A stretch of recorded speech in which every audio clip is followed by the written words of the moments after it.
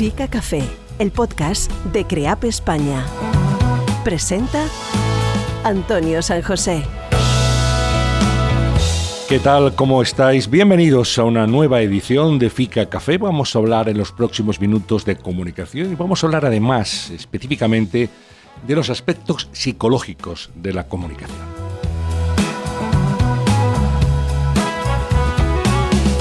Y vamos a hacerlo con nuestra invitada, María Jesús Álava Reyes, que es licenciada en Psicología por la Universidad Complutense de Madrid, con un máster en Dirección de Recursos Humanos y otro en Psicología Pedagógica.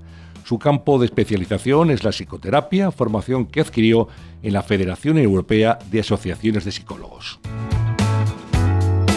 Autora de numerosos libros, ha escrito una de las obras de no ficción más vendidas de España, Portugal y Argentina, La inutilidad del sufrimiento, con más de 400.000 ejemplares.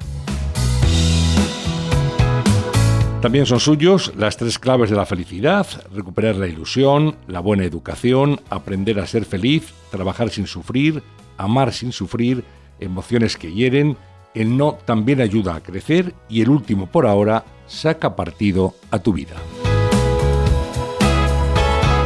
Dirige el Centro de Psicología Álava Reyes, uno de los más prestigiosos y reconocidos de España, y es directora general de la consultora Apertia Consulting. María Jesús Álava interviene habitualmente como experta en radio y televisión y conoce muy bien los aspectos psicológicos de la comunicación. Justamente de eso vamos a hablar. María Jesús, bienvenida. Muchísimas gracias, Antonio. Oye, en primer lugar, no 400, sino 500.000 ejemplares. 500.000 ejemplares. Medio millón de ejemplares. Luego la esfera de los libros dice, oye, ¿cómo es posible esto? La inutilidad del sufrimiento. Efectivamente, la inutilidad del sufrimiento. Claro, dice, ¿sufrir para qué? ¿No? ¿Qué sentido tiene? ¿Qué sentido tiene la mayoría de las veces? Claro. Que realmente es ninguno, salvo pasarlo mal. Bueno, pues vamos a hablar de esos aspectos psicológicos. Cuando hablamos de comunicación, y tú lo conoces muy bien también, pues sabemos que transmitimos mensajes, pero también actitudes, empatía, desconfianza, amistad. O sea, hay muchas cosas en el proceso de la comunicación. Sí, hay mucha gente que confunde, ¿no? Y piensa que comunicar es hablar. Nada más simple. Comunicar es muchísimo más.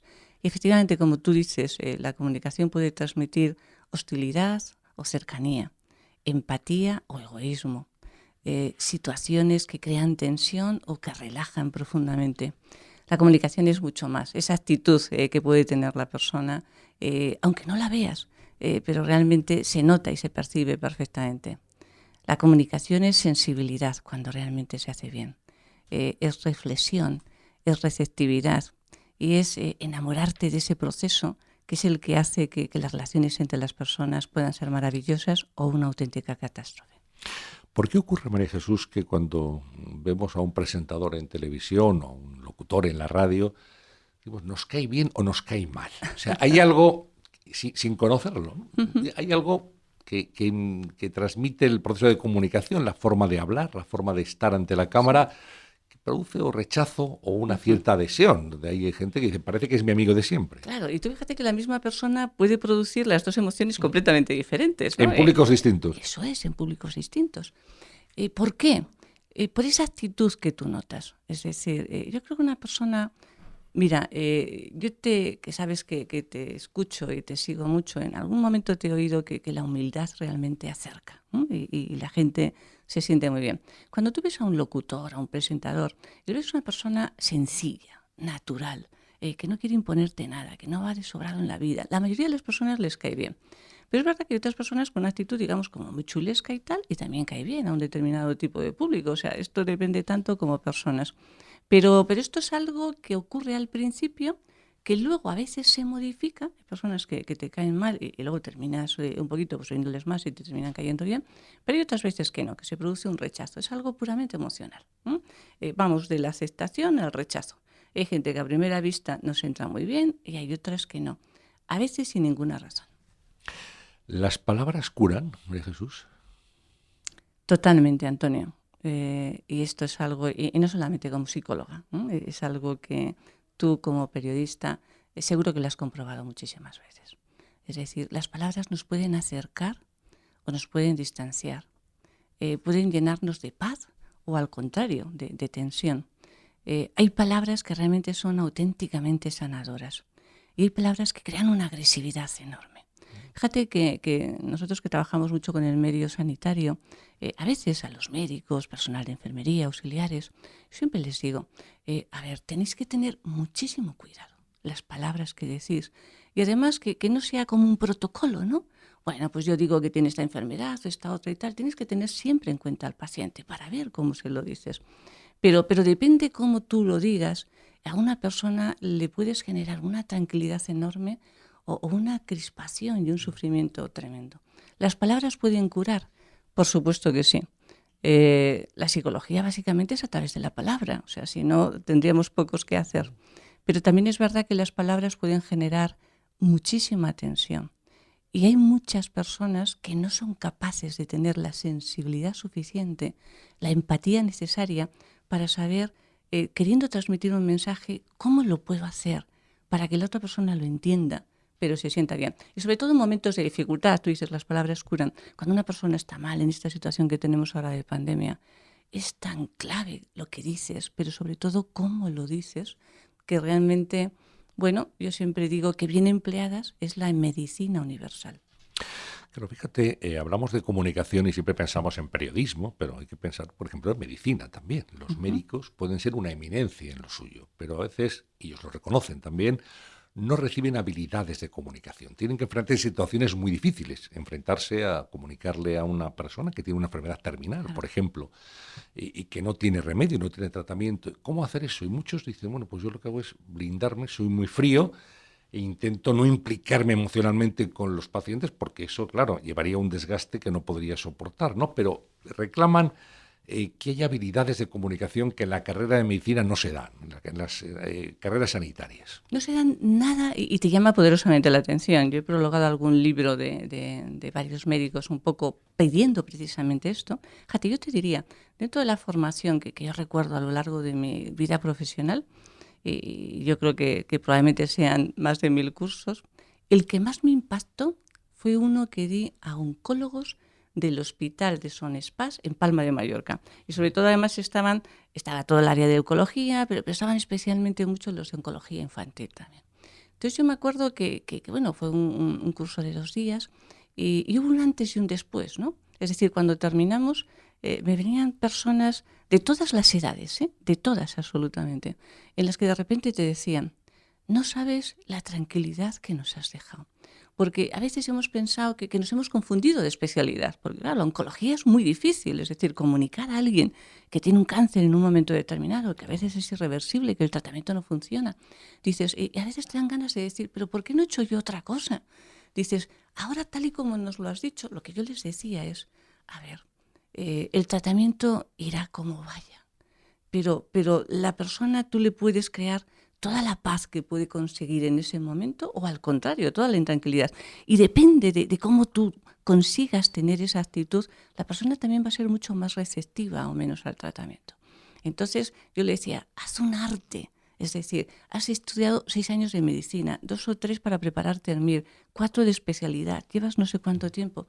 Haz un arte, dedica un fin de semana a grabarte, a mirarte, a visionarte, a decir, a ver, cómo en diferentes situaciones lo puedo decir, que te llegues a sentir bien, que llegues a sentir que ante un diagnóstico muy difícil lo comunicas de tal manera que consigues que la persona, a pesar de todo, sienta paz. Eso es fundamental. Yo creo que es una barbaridad que este tipo de profesiones realmente sigan teniendo esta carencia tan fundamental. Así es. Tú tienes un libro que se titula, lo decíamos antes, La verdad de las mentiras, ¿no? ¿Se puede detectar a un mentiroso en un proceso comunicativo? Se puede detectar, Antonio, pero también es verdad que no es fácil. Es decir, yo siempre digo... Algunos disimulan muy bien. Algunos están especialmente entrenados. Pero yo siempre digo que lo importante es hacer un traje a medida. Es decir, tú lo que tienes que ver es cómo es la persona. ¿Cómo es esa persona habitualmente? Fíjate mucho más en lo que hace, en lugar de lo que dice, porque ahí va a ser mucho más coherente. Y luego es cierto que depende de las personas, vas a empezar a ver como una especie de tics, ¿no? de pequeñas señales que te indican cuándo está mintiendo porque no las hace en tono normal. A ver, los psicólogos vemos cuando empieza a hiperventilar, que esto es algo que la persona no puede coger y controlar, ¿no? Y tú te das cuenta que en ese momento algo está pasando. Hay una serie de reglas, pero son muy generales y yo le diría a la gente que no piense que con eso ya va a detectar a todas las personas que mienten, pero que sí que le pueden ayudar un poquito. Algunas son, por ejemplo, mira, cuando una persona empieza a mentir, hay un proceso interno, digamos que es una reacción fisiológica que no controla, y es que sin darse cuenta eleva el tono de voz en la mentira. O sea, está hablando normalmente y como para darle más énfasis, es como que se lanza y entonces eleva ese tono de voz. Y luego empieza, por ejemplo, a coger y su latencia en la respuesta empieza a ser como mucho más lenta. Aumenta además las pausas entre unas letras, entre unas palabras y otras, y luego utiliza mucho las frases negativas. Si le vemos, si físicamente le estás viendo, fíjate muy bien un poco en pequeños tics que tengas. Es decir, la persona cuando está más inquieta y tal, empieza a tocarse la cara, la nariz, la barbilla, las manos, las monedas. Bueno, esos son indicadores que te pueden indicar que algo está pasando. Y sobre todo, fíjate en el tronco. Cuando la persona miente, sabiendo y siendo consciente que miente y lo que quiere es como no dar ninguna señal, es como si se clavase al suelo. Entonces su tronco es totalmente rígido, los pies anclados en el suelo, no se mueve absolutamente nada. Es una postura que resulta muy antinatural. Pero esa que la gente piensa que, bueno, a mí yo miro a los ojos y noto cuando una persona miente y tal. Nada. Hay gente que, sobre todo los buenos mentirosos, ¿no? Los más maquiavélicos de alguna forma, los narcisistas que también mienten muy bien. Vamos, te miran a los ojos con una frialdad y te están diciendo la mayor mentira del mundo. Mucha gente ahora dirá, cuando vea esta noche en Telediario me voy a fijar. Pues van a tener mucho para ensayar. ¿Los políticos son una raza especial en comunicación desde un punto de vista psicológico?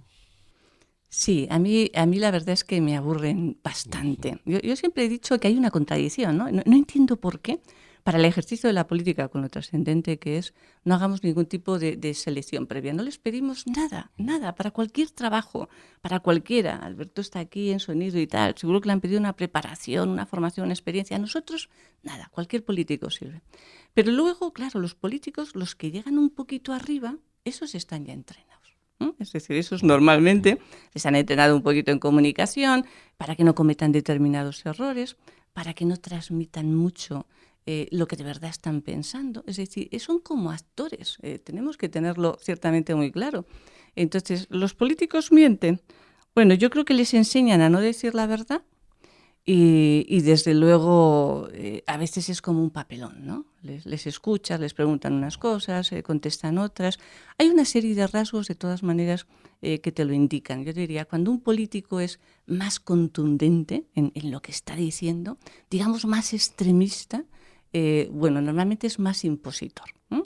Y no le importa demasiado lo que pueden pensar un poco los demás. O los que utilizan esas frases paradójicas, ¿no?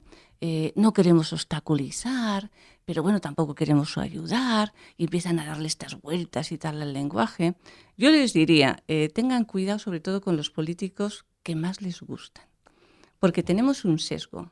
Al político que nos gusta tendemos a creerle, diga lo que diga, aunque sea una auténtica barbaridad. Al político que no nos gusta, normalmente nos ponemos en un observador muchísimo más objetivo y con más rigidez y le calamos mucho mejor sus mentiras. Pero yo siempre digo, como los políticos tienen una trayectoria, fíjate en lo que hace, no tanto en lo que dice. En el momento en que veas que está empezando a hacer lo contrario de lo que ha dicho, aunque sea hace un mes, 2 meses o 2 años, lo va a volver a hacer. El político que realmente es muy coherente, yo creo que lo tiene muy difícil en la política y se le nota. Al que es coherente, la gente termina dándose cuenta que es una persona honesta y a veces no hay demasiados. Hablamos de ese lenguaje o metalenguaje de los políticos que se dan a denominar lengua de madera, ¿no? Sí. Como dicen los franceses, que es una forma de definir ese universo muy particular, de prometer sobre todo y de, no comprometerse demasiado. Sí. ¿Qué dice la voz de nosotros, María Jesús? El tono de voz, la rapidez, la lentitud. ¿Qué es lo que nos define? Yo casi te diría, Antonio, que es lo que más define a una persona. Es decir, a ver, tú tienes una voz que en un principio dices, bueno, pues una tiene una manera, otro de otra y tal, vale. Oye, con esto naces, para bien o para mal, pero el tono lo puedes educar. Y lo primero que yo le digo a las personas es, escúchate, porque normalmente no nos escuchamos, es decir, lo que oímos no es lo que oyen los demás, ¿no? Por eso hacemos el ejercicio de poner las orejas hacia adelante y tal. Pero oye, grábate, te escuchas, que eso es lo que están oyendo los demás, y ahí es donde tienes que trabajar tu tono. Es decir, tú con tu tono puedes crear mucha cercanía o puedes crear distancia, depende de lo que tú quieras. Puedes crear hasta cierta tensión y puedes crear relajación. Una persona que no es capaz de modular su tono de voz y de que se adecue a la comunicación, al lenguaje, lo que ella quiere expresar en ese momento, es una persona que no tiene control emocional. Y si no tienes control emocional, no tienes control de tu vida. Y significa que, desgraciadamente, ni esa persona se puede fiar mucho de sí misma, pero desde luego tú tampoco te puedes fiar de ella. El tono define muchísimo a una persona, es decir, a veces la imagen nos distorsiona. Cuando quieres conocer a alguien de verdad, yo cierro los ojos y en ese momento está, por ejemplo, el formato audiovisual, y cierro los ojos y me concentro en su tono, no tanto en lo que dice, sino en su tono. Y entonces ves si la persona te llega, si la persona te crea tranquilidad, si te crea tensión, si te resulta creíble, si al contrario te resulta hostil. Pero pocas personas conocen su tono de voz. Cuando yo hago selección en mi equipo de psicología, es uno de los temas que más miro. Y a veces a algunos psicólogos más jóvenes les digo, tienes que mejorar tu tono de voz. Y te dicen, caray, pero eso se puede hacer. Hombre, pues claro que se puede hacer, es que si no estamos apañados realmente. Y además tienes que adecuarlo a la persona que tengas enfrente. Es decir, hay personas que necesitan que tú les transmitas seguridad y firmeza. Hay otras personas que necesitan que les transmitas simplemente cercanía o afectividad. Entonces, en función de cómo es la persona o cómo es tu auditorio, tienes que poner tu tono de voz. Pero el tono, efectivamente, la mayoría de la gente no sabe controlarlo y te define muy bien cómo es una persona. Chillar, esas personas chillonas que se enfadan, que gritan, es siempre síntoma de descontrol, entiendo. Síntoma de descontrol, de inseguridad profunda y de, digamos, de agresividad o falta de respeto hacia los demás. A mí, en cuanto veo una persona que realmente chilla, como una persona que regaña, es decir, un adulto que de repente se pone como a regañar a otras personas, dices, ¿pero este de qué va? ¿Pero quién se cree realmente que es? Pero efectivamente, los chillidos, como la agresividad, esconden una inseguridad muy profunda. Vamos a hablar de un aspecto, yo creo, muy importante en la comunicación, que es aquello que no se ve, que es la comunicación no verbal. Uh-huh. En los cursos de formación de portavoces, que tú también conoces muy bien, sí, pues se le explica a los alumnos cómo tienen que comportarse en un plató de televisión, en un locutorio de radio, ante un auditorio, cómo tienen que cuidar esos aspectos que también forman parte de la comunicación, pero que no son la voz. Eso es. Y que tú, que eres un maestro en esos cursos de formación, Antonio, sabes que es el aspecto fundamental. Sí. Es decir, decíamos que comunicación no es hablar. 80% de la comunicación es comunicación no verbal. Y 80%. Vamos a subrayar este dato. Sí. O sea, 20% es lo que decimos y 80% lo que acompaña. La forma como lo hacemos. Y dentro de eso, efectivamente, en los ojos es donde está una parte muy importante, pero también en la voz, ¿no? En ese tono que decías, en ese timbre, en esa cadencia que puedes poner. Claro, la comunicación no verbal es la que somos menos conscientes, ¿no? Yo me acuerdo de un ejercicio cuando yo estudiaba psicología que hacíamos en un taller de comunicación no verbal y entonces a mí me pusieron, a cada uno les poníamos lo que le resultaba más difícil hacer. Y a mí me dijeron, tienes que hablar sin mover las manos. Claro, yo hasta entonces no fui muy consciente de que yo necesito mover las manos para hablar, ¿no? Pero bueno, esa comunicación no verbal es lo que llega a la persona, lo que te acerca o lo que realmente te distancia. Un tema clarísimo. La persona que no sabe mirar. Es decir, que ves la típica persona que constantemente baja los ojos, que los sube, que se pone a mirar al infinito y tal, te crea una desconfianza enorme. Pero efectivamente esos gestos, esos ademanes, toda la parte, digamos, más paralingüística, el tono, el timbre, es algo que termina siendo fundamental. La mayoría de la gente lo controla mucho menos. Ahí, por ejemplo, es cuando ves fácilmente al que puede mentir en un momento determinado, ves a la persona que se puede poner muchísimo más nerviosa, pero esa parte de comunicación no verbal hace que a veces la comunicación sea imposible. Por ejemplo, la gente que tiene pues bastante ansiedad o inseguridad tiende a moverse tanto o tiende a moverse tan poco, tan rígido en ese momento, que crea realmente incomodidad en la otra persona. Entonces, cuando a la gente les entrenan, por ejemplo, una de las cosas que más les entrenan es esa comunicación no verbal, porque es la que menos conscientes son. Y es tan importante, nos fijamos tanto a veces en lo que decimos y no cómo lo decimos, que termina siendo fundamental. A veces cuando alguien te dice, pues mira, esto no ha resultado. Y le dije, y yo le dije, no le dijiste. A ver, ¿cómo lo dijiste? Y sobre todo, ¿cómo crees que lo recibió la otra persona? Este es el elemento fundamental. Nos fijamos poco y los españoles, por ejemplo, que somos muy expresivos, a veces pensamos que todo el mundo es igual que nosotros y no es así. Y hay gente que ese exceso de expresividad, de movimiento en nuestros ademanes y en nuestros gestos les crea incomodidad. Yo siempre digo, con un nórdico ten mucho cuidado, porque se va a quedar como muy impactado, es decir, va a intentar ir hacia atrás, o sea, te va a sentir como demasiado cerca en tus ademanes y en tu distancia corporal.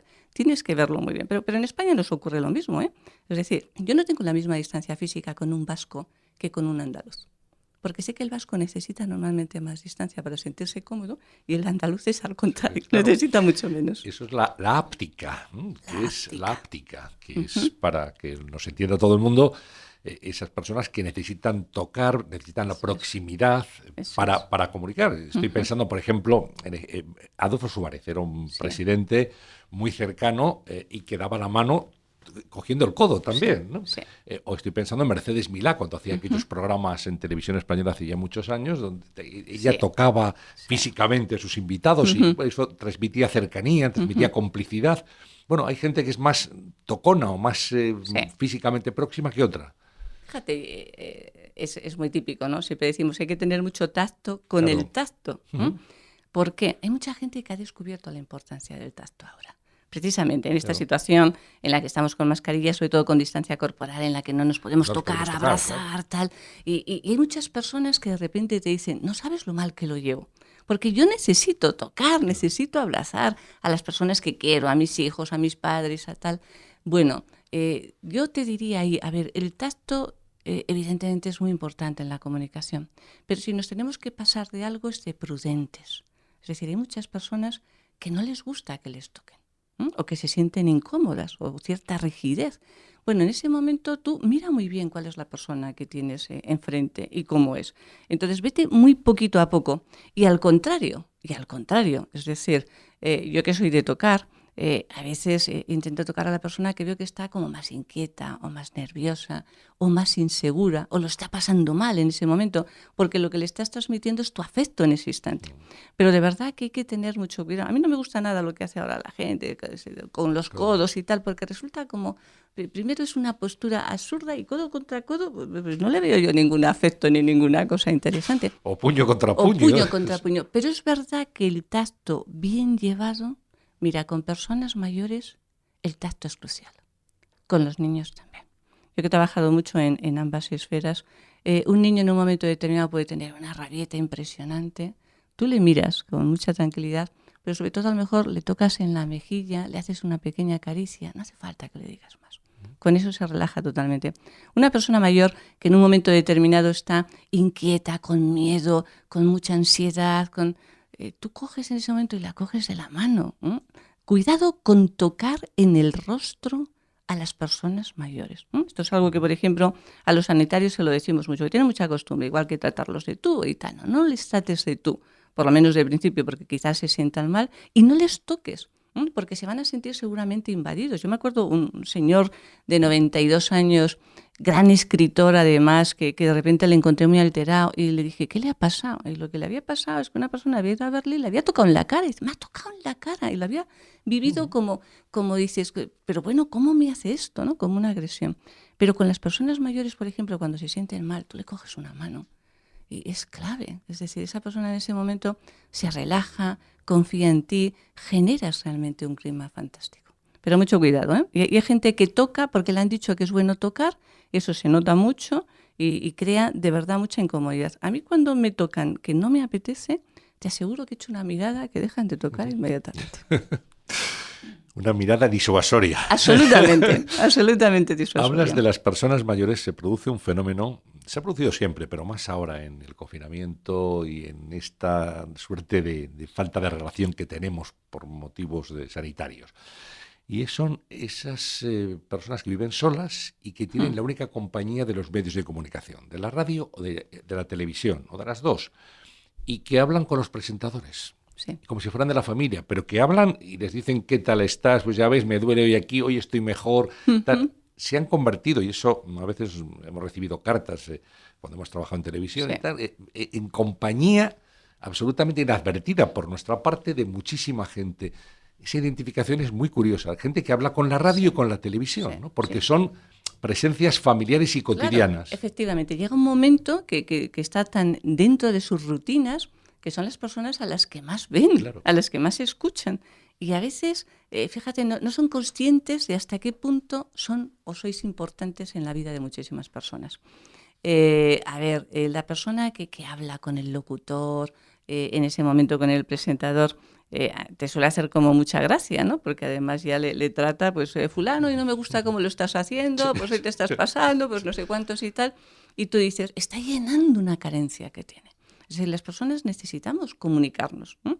Cuando realmente no tienes ese medio, estás, pues oye, a veces en un hospital o estás en tu casa, no puedes salir, cualquier cosa y tal, realmente eso te está llenando un gran vacío. Por eso es tan importante que esas personas, esos presentadores, esos locutores que pueden ser referentes, sean referentes positivos. Porque, ojo, es decir, hay personas que a veces crean muchísima tensión innecesariamente.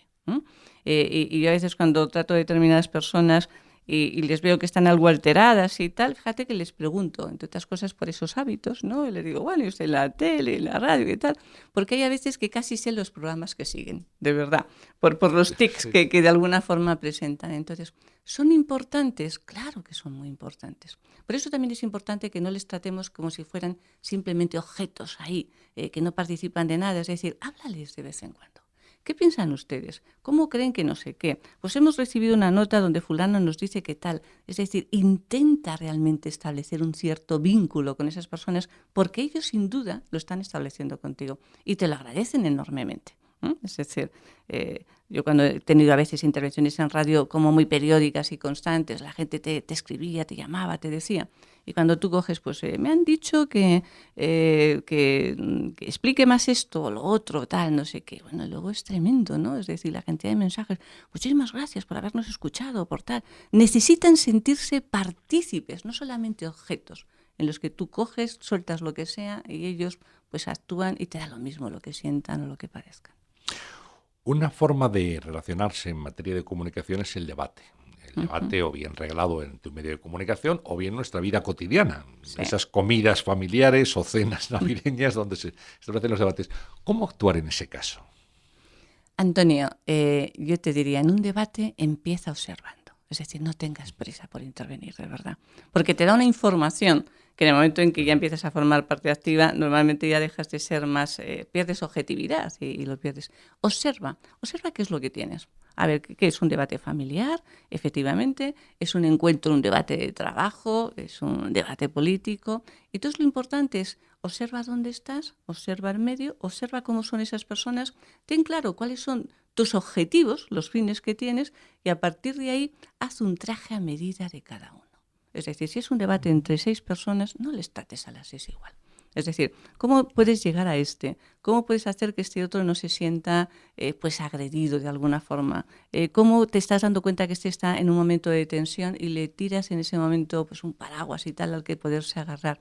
Es decir, el debate o te envuelve y entonces tú ya no controlas nada, o si te colocas un poquito desde fuera, en esa capacidad de observación, y vas interviniendo sin necesidad de protagonismo, normalmente puede ser muy estimulante y puede ser muy enriquecedor. Pero sobre todo, a veces cuando veas a determinadas personas que pueden ser algo agresivas, separa tus emociones de verdad de tus palabras. Es decir, no tienes por qué dejar que esas personas lleguen a tus emociones.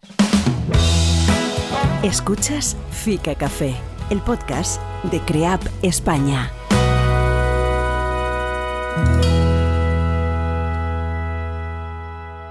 Hablamos de la comunicación no verbal. También es importante la distancia física, la presencia. Cuando la gente va a televisión, a veces se disfraza, Sí. como cuando va Sí. a dar una conferencia, ¿no? Y tengo público, pues aquí me disfrazo Sí. o no soy yo. Es importante cuidar todos esos aspectos y también se lo decimos cuando acude alguien a pedirnos consejo en materia de formación de portavoces, el maquillaje, la ropa que llevas en televisión. Esto es muy importante porque también te define, ¿no? Claro. También está mostrando tu psicología personal. Claro, es que es muy distinto estar en una radio, por ejemplo, donde eso efectivamente no se ve y tú puedes estar muy cómodo y como quieras y tal, o en un medio audiovisual. Es decir, siempre a la persona lo que le decimos es infórmate antes. A ver, ¿cómo va a ser el estudio donde vas a estar, donde te van a hacer la entrevista, donde vas a intervenir? Infórmate incluso del fondo, de los colores, tal, no sé qué, y en función de eso y cómo es la persona, pues le dices, oye, colores vivos. Yo me acuerdo que tú siempre les insistes mucho a los varones, cuidado con las corbatas, cuidado con las rayas, cuidado con que se solapan, que se pixelan, que... Bueno, 4 reglas que les resultan muy fundamental, pero luego en aspectos, por ejemplo, como el maquillaje, y sobre todo con las mujeres, porque los hombres, bueno, simplemente les quitan los brillos y ya está, ¿no? O sea, pero con las mujeres, yo voy a veces a un área de maquillaje de televisión y observo, oye, da igual quién sea, hacen a todos exactamente lo mismo, que te llama poderosamente la atención y tú dices, hombre, no, es decir, no se trata, porque además esto luego va por modas, ¿eh? Hay modas en las que de repente ves que salen todos con unos colores fuertes, el fondo de ojos, por ejemplo, muy oscuro, que hace que las facciones sean excesivamente duras. Entonces tú lo primero que tienes que tener muy claro es cómo eres tú. Y lo segundo, no te vas a sentir cómoda si no te reconoces después del maquillaje. Y la gente que te conoce le va a pasar exactamente lo mismo. Le va a costar muchísimo más identificarse contigo. Entonces lo primero que tienes que decir es, a ver, ¿yo cómo me siento bien? Pues si soy más pálida, efectivamente, yo necesito un poquito más de color. Pero a lo mejor en los ojos no quiero que me pongan un fondo marrón oscuro, negro y quiero uno más clarito. Tú lo tienes que decir. Es decir, eres tú quien, sabiendo cómo eres, dices cómo quieres estar. O sea, no te pongas ahí en una silla y dejes que hagan contigo lo que quieran, porque el resultado final puede ser desastroso. Y no hay nada peor. Hay mucha gente que dice, ¿qué te pasó? Dice, que me encontraba tan rara, tan mal viéndome, que me encontraba tan incómoda, que entonces ya lo hice bastante mal. Es decir, el maquillaje es importante y también ten en cuenta cómo va a ser el público. No es lo mismo que sean niños, imagínate que es un programa infantil, que es un tema evidentemente de adultos. Es decir, el maquillaje es para resaltar aspectos positivos tuyos, no para transformar, que esto es completamente distinto. Y desde luego tiene que dejar que tú sigas siendo tú, que conserves perfectamente esa identidad y que te sientas muy bien con esa imagen que estás devolviendo. Pero estúdiate. Esto es como cuando vas, yo por ejemplo, cuando voy a televisión, nunca dejo que me peine, porque yo me peino perfectamente, suelo tener el pelo corto y ya está. Pero hay gente que de verdad, o sea, empiezan por cambiarles la raya. Pues a lo mejor no, ¿por qué le cambias la raya? Si la persona se encuentra cómoda así, es verdad que todos tenemos un lado más positivo y tal, pero no se trata de coger y que se note que he intervenido. No, pues si lo que tienes que hacer es realzar esa figura, que es distinto. El maquillaje es muy importante, sí, y de nuevo diría lo mismo. Entre no llegar y pasarse, mejor llegar, mejor no llegar. Es decir, mejor quedarse un poquito cortos que demasiado fuerte. Porque hay personas que de verdad es una dureza la que te transmiten, personas jóvenes además que dices, te dan como especie de escalofríos, ¿no? Dices, qué pena que se haga realmente así. Sí, hablamos de esto porque el aspecto físico también comunica. Sin duda. Claro, sin el duda. Maquillaje comunica, como comunica la forma de vestir, como comunica tu actitud. Hay muchas cosas que te exponen a la conciencia crítica de la gente cuando te pones frente a una cámara. En este caso, en la radio, como tú decías, todo es más relajado, ¿no? Ante un micrófono es también más personal, Pero es un medio una más cámara, cálido, más cercano, ¿no? Sin duda, pero una cámara es verdad Sí, que la gente se queda mucho con la imagen en ese momento. Y si nos acordamos siempre que en comunicación el principio y el final es lo importante, ese primer impacto cuando te ven, si es un impacto que puede resultarles negativo o chocante, realmente lo puedes evitar. Y volvemos a decir, cuando vayas a un medio, eres tú quien tienes que decir cómo quieres que te maquillen. Hay un dicho en Estados Unidos, que es la cuna de la televisión, que dice, tú puedes engañar a tu pareja, pero no puedes engañar a la cámara. Uh-huh. Efectivamente. Y eso es así. Claro. Y la pregunta es ¿por qué? Porque mira, tu pareja, la gente que nos es más cercana, nos creemos todo lo que nos dicen. Tenemos una especie de halo de filtro, es un sesgo que bueno, pues que tiendes a creer porque quieres a tu pareja, a esa persona, tal, y digamos que todas tus defensas las tienes bajas. Una cámara es algo absolutamente frío y objetivo, en el que de repente te está viendo todo, los movimientos incluso de los que tú no eres consciente. Por eso es tan importante coger y decir, a ver, cuando tú quieras transmitir algo, transmite algo que sea verdad.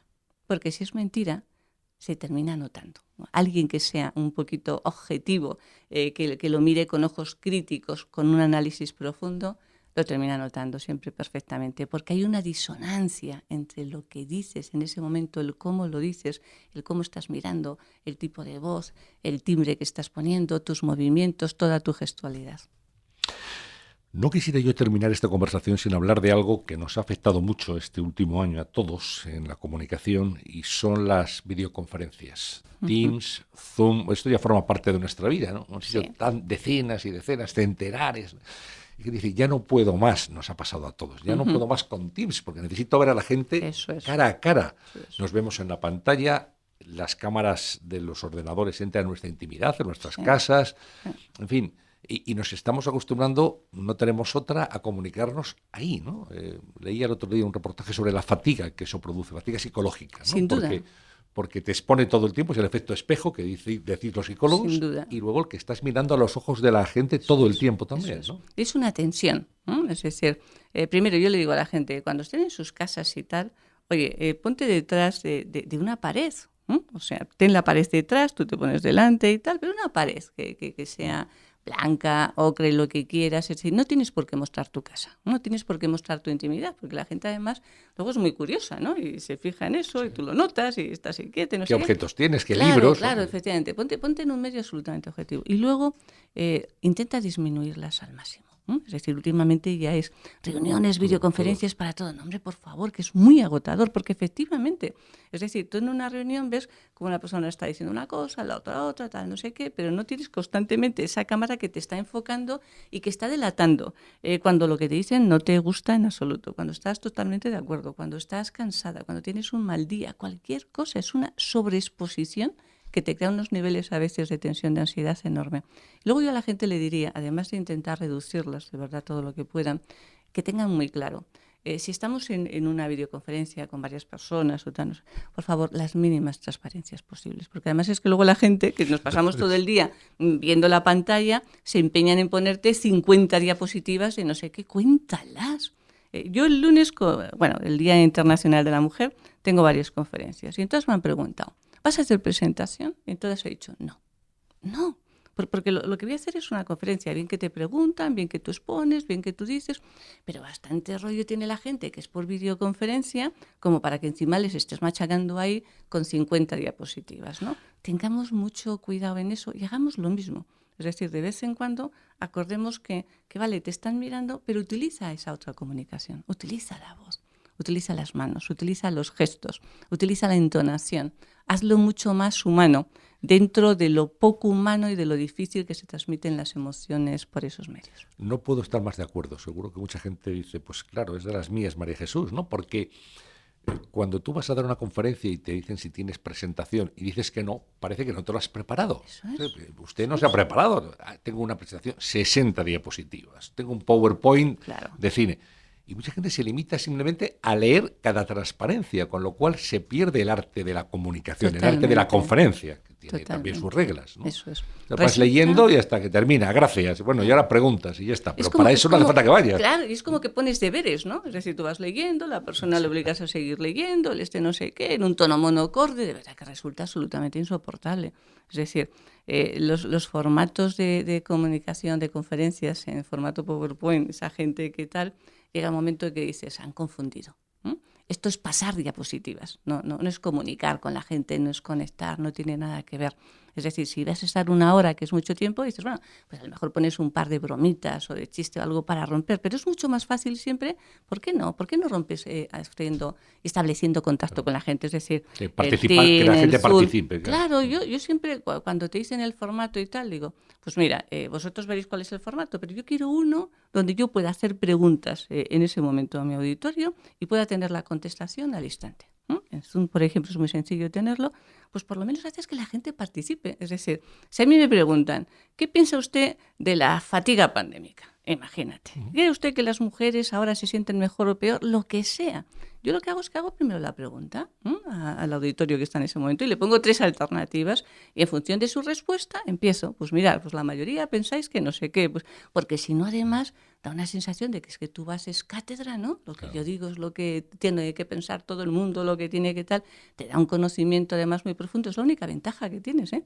Es decir, en este formato, de alguna forma audiovisual, a través de Teams, Zoom y tal, la única ventaja es que puedes preguntar a 200 personas, en un minuto tienes los porcentajes de lo que te han respondido. Eso presencialmente suele ser un poco más complicado en ese punto. Y las personas te lo agradecen mucho y te empiezan inmediatamente por el chat a decirte muchas gracias, tal, no sé qué, porque se dan cuenta que te gusta su participación y que las estás escuchando, claro, justamente. Bueno, hablabas antes, y es verdad, que la psicología, si es algo, es comunicación. Ahí aparece un paciente que te va a contar además cosas muy íntimas. Sí. Tú tienes que escuchar, intentar un ejercicio de empatía, entenderlo y después darle soluciones, ¿no? ¿Cómo habéis podido pasar consulta a los psicólogos todo este tiempo cuando no era posible el intercambio personal, ¿no? Fíjate, ha sido personalmente. ¿Cómo, ¿es posible la psicología a distancia? Es muy difícil. Y depende también un poquito a veces de las edades, ¿no? Por ejemplo, con gente joven es mucho más fácil. Están como mucho más acostumbrados y no se sienten tan incómodos de alguna forma. Con los niños es imposible y con las personas mayores es muy limitante. Entonces, en la primera fase, cuando de alguna forma estuvimos todos confinados, bueno, las consultas de psicología, aún siendo más necesarias que nunca, cayeron más de un 50%. Porque la gente, primero, no se siente cómoda. Segundo, a veces cuando está en su casa no tiene la privacidad para poderlo tener. Y de verdad que fue una pena enorme porque dices, la necesidad era tan imperiosa y sin embargo era tan difícil en ese momento. A veces, fíjate, lo hicimos mucho por teléfono. Porque el teléfono sí que te permite, en lugar de por Skype o tal, ¿no? Porque el teléfono te permite que la persona se pueda ir a un rinconcito, no sé qué, tal, bueno. Esa es otra también, la intimidad. La intimidad, es que esto es un tema muy complicado. En este momento nosotros tenemos como 65% presencial, aproximadamente, 35% online, más o menos. Y ahora mismo toda la persona que puede venir presencial intenta venir. Las personas online son los que están o fuera de Madrid o que viven fuera de España o ese tipo de situaciones que te comentamos, ¿no? Realmente hay gente joven que a lo mejor lo que te hacen es que te vienen al principio, es decir, lo que las personas te insisten mucho es, bueno, ¿la primera vez puedo ir? Bien, para que les conozcas, para que ellos conozcan al psicólogo, a la psicóloga y luego ya les importa menos. Pero te limita mucho. Es decir, yo siempre que puedo lo intento hacer presencial. Porque la calidez y la conexión que tú puedes hacer estando enfrente de la otra persona, aunque la tengas a 2 metros, incluso aunque tengas una mampara por medio, aunque tengas ambas personas con mascarilla, es muy diferente que la que haces a través realmente de una cámara o incluso de un teléfono. Y eso exige a María Jesús también una preparación de psicólogo, de la psicóloga, porque sin al duda. Final no estabais preparados para eso. Claro, sin para duda, porque la el teleconsulta. medio, es que el medio es muy diferente. Es decir, tú estás acostumbrado efectivamente a un medio donde tú estabas muy cómodo, lo dominabas muy bien, otro medio completamente distinto.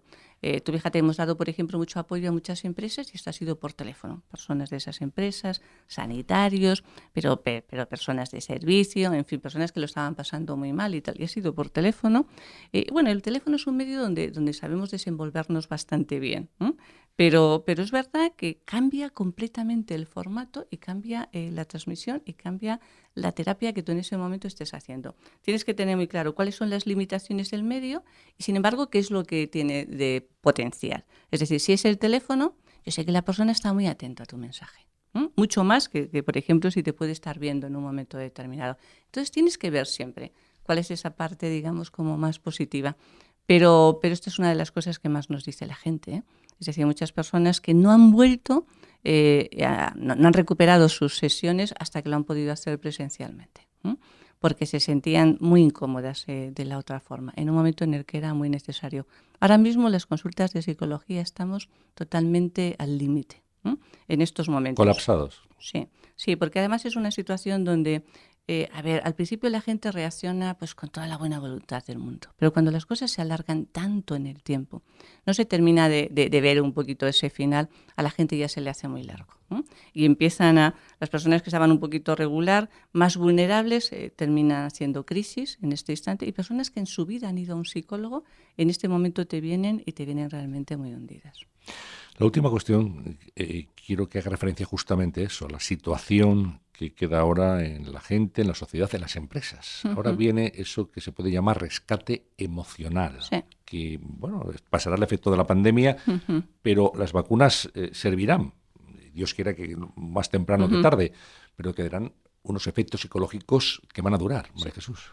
Esto es algo que además desde las organizaciones o lo tienen claro o fíjate, o van a sufrir las consecuencias. Es decir, no vamos a tener, cuando la gente se reincorpore al trabajo, no va a ser en las mismas condiciones, pero no van a ser las mismas personas. Las vivencias que hemos tenido durante todo este periodo nos han marcado mucho. Entonces, la gente que necesita volver a recuperar confianza en ellas mismas, confianza en la vida, confianza en el futuro, volver a ilusionarse. Digamos, los mecanismos de comunicación, de relación tienen que ser diferentes. Los equipos tienen que ser infinitamente más colaborativos, más abiertos. Las organizaciones que no preparen en esto a sus trabajadores, que no sepan escucharles el momento en el que se encuentran en este momento, de verdad que lo van a terminar sufriendo y sufriendo mucho. La gente está mucho más cansada, sí, sin duda. Con menos energía, también. Les da como miedo el motivarse por si acaso luego vuelve a venir otra vez la decepción. Es decir, ha sido tantas veces esto de parece y de nuevo otra vez atrás. Es imposible que no haya alguien que en su medio no esté afectado, que haya tenido un familiar, un amigo, alguien que se le haya muerto. Hay personas que se les ha quedado un miedo realmente atroz. Es decir, o conseguimos darles nuevos recursos para esta nueva situación, o de verdad que esas organizaciones lo van a notar muchísimo. A lo mejor en el corto plazo un poquito menos, pero rápidamente lo van a sentir. Las organizaciones, tú lo sabes, lo primero que hacen cuando llegan a esta situación, lo primero que cortan son presupuestos de formación. Error enorme, pero bueno, pero es lo que hacen. Lo primero que tendrían que empezar a pensar es, voy a ver cómo está emocionalmente mi gente. ¿Se puede medir? Se puede medir. Se puede medir, es decir, y no es la típica encuesta de clima laboral de toda la vida, ni de encuestas de riesgos psicosociales, en absoluto. Hay unas, nosotros hemos creado unas plataformas que llamamos Capital Emocional, que lo que haces es que mides, a ver, cómo están, digamos, las palancas de la organización, el estilo de liderazgo que hay, las funciones están perfectamente definidas o no, cómo está la comunicación, y luego cómo están las personas. Y entonces, cuando tú lo haces bien, ves cuando tienes grupos de riesgo, cuando tienes a lo mejor líderes muy positivos y departamentos que van de maravilla, cuando tienes otros absolutamente negativos o personas muy tóxicas.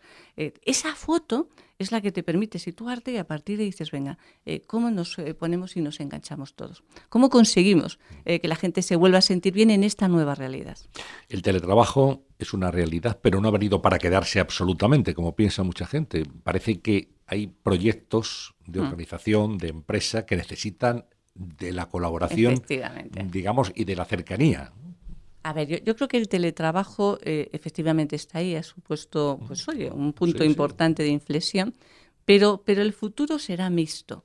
Es decir, no siempre todo el mundo estará presencialmente todos los días en el trabajo, en la mayoría de las organizaciones, pero van a tener que estar por lo menos o fácilmente la mitad del tiempo, porque si no, ese tipo de relaciones, de sociabilidad que tanto necesita la gente, de trabajos más colaborativos, no se podrán llevar a efecto con la misma intensidad. Y la gente lo echa infinitamente de menos, pero es salud mental, Antonio. Es decir, la gente necesita relacionarse, necesita salir, necesita estar en otro sitio, necesita hablar de tú a tú, necesita tener pues esos momentos de intimidad. Las empresas que piensen que a partir de ahora todo teletrabajo empezarán a ver cómo sus trabajadores empiezan a tener bajas prolongadas.